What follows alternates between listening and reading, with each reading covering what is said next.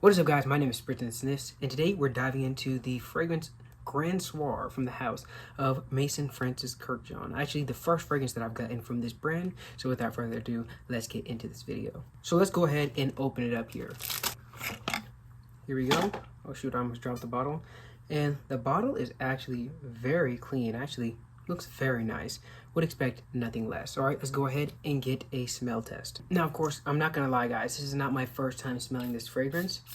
However, first time spraying this fragrance in this bottle, and the atomizer is very nice. Of course, I did smell this fragrance before purchasing it. This was way too expensive for me to not.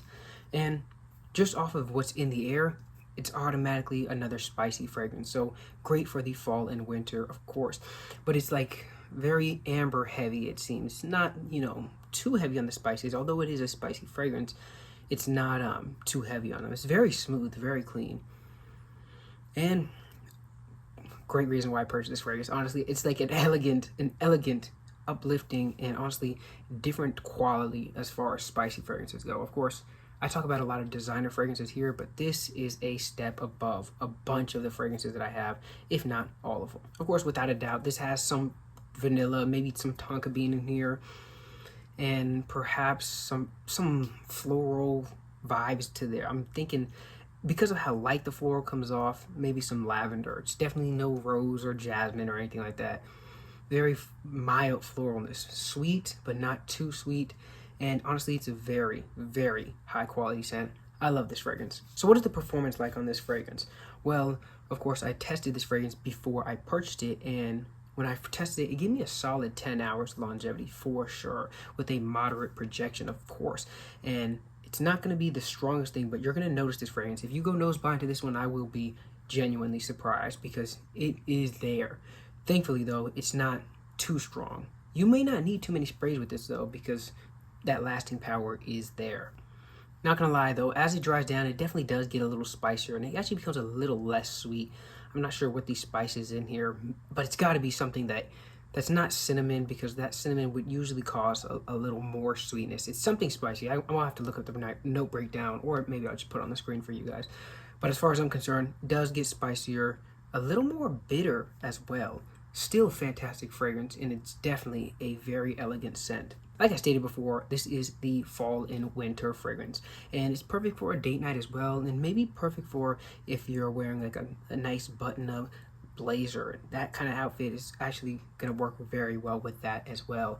It's a very gentleman-like scent, but with some sweeter characteristics in it as well, which is why I think this is actually an amazing fragrance. But everybody has to know, of course, what did I pay for this fragrance? Sometimes, guys, I know I always tell you to purchase from discounters, but I did not do that for this one because I was on a trip and I didn't feel like waiting any further. So I purchased this one for the full price, I think, of $285 plus tax. So almost $300 for a 2.4 ounce bottle. Not very, great on this economy, I'm be honest with you.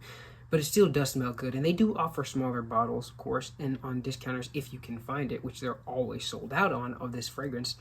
You should be able to get it even lower, but as far as I'm concerned, I don't think the price is.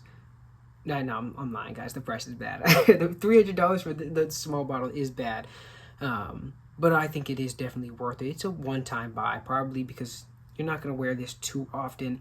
You're not going to run out of it that often unless you're making this your daily scent. Now, I know I don't talk about niche fragrances nearly as often as I do designer fragrances, but maison Francis Kurkdjian is definitely a great brand if you're looking for niche fragrances that have some very great mass appeal to them, but not sacrificing their quality. So what is my opinion on this fragrance? Well, I think the scent profile is honestly phenomenal. Great scent that I feel like is not overly niche. So I'm not picking this fragrance and it's going to be the worst smelling scent, but it is definitely bordering that section. I mean, the quality of it is fantastic. The smell is fantastic. The performance is really great as well. The only downside to this fragrance, to me, really, is the price of it. And because of that reason, I'm going to give this fragrance a solid 8.5 out of 10. Honestly, could score potentially a 9, but $300 for a very small bottle is, kind of hard to argue. Scent profile, though, and performance-wise, definitely a great 9 out of 10. So guys, that is my review of Maison Francis Kurkdjian Grand Soir. I hope you enjoyed this video. If you did, make sure to leave a like and comment down below. And don't forget to subscribe. That's all I have for you guys. I'll see you in the next one.